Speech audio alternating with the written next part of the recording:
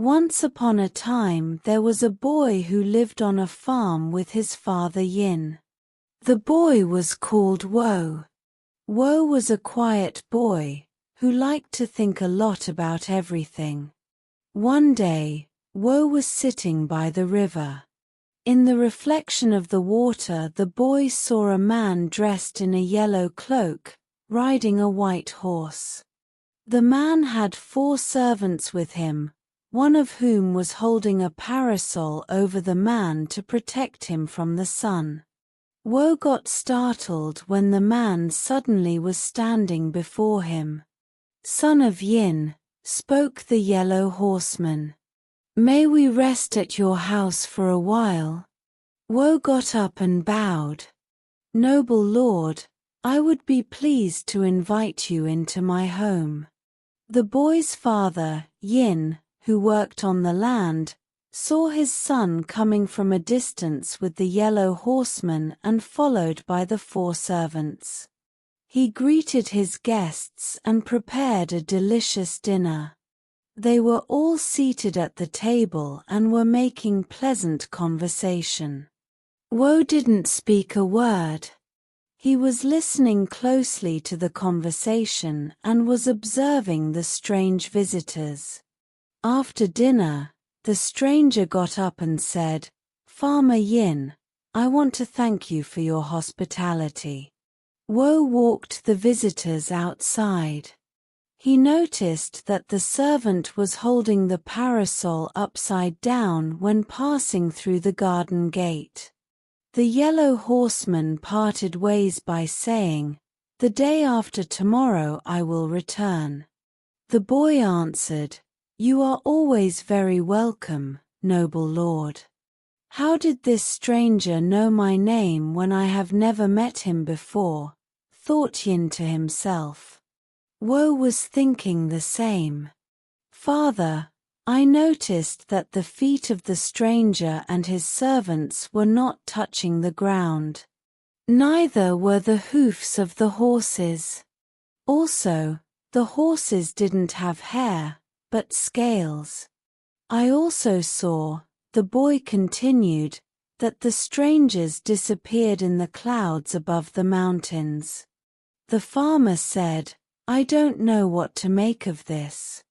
Let's ask grandmother, for she is very wise." Grandmother listened carefully to Yin and Wo. She started speaking. "The horse is a dragon horse. The noble man is the yellow dragon, the spirit of storms. His servants are the 4 winds. It means a great storm is coming." Above the mountains dark clouds were already forming. Like ink, the clouds were spreading over the country.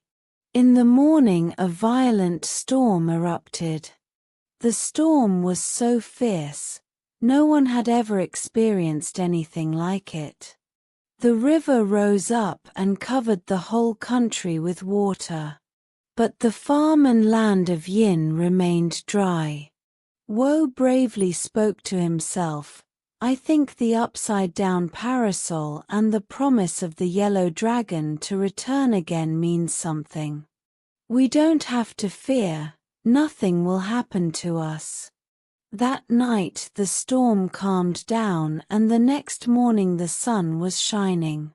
Wo went outside and sat in front of the garden gate to wait for the yellow dragon's return.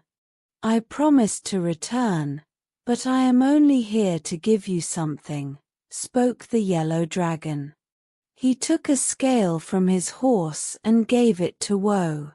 The yellow dragon then disappeared in a flash, along with his horse and servants. When Wo went to show his grandmother what he got, she said, "Put it away in a safe place, it will bring you luck. The emperor shall even ask you for it."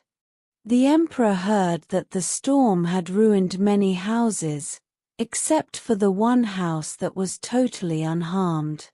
Yin and Wo were invited to the palace. They told the emperor the whole story and showed the box in which they kept the scale. When they opened the box, the scale shone a bright light which lit up the whole palace and garden. "This is extraordinary," said the emperor. "I think the yellow dragon gave you magical powers. I want to invite you to work for me as a magician." And indeed, Woe was creating amazing miracles. He healed sick people and brought the emperor great luck. The emperor was so happy with Woe that he built him a beautiful house. Of course, also Yin and the grandmother were allowed to live there. It goes to show, always be kind and hospitable to strangers.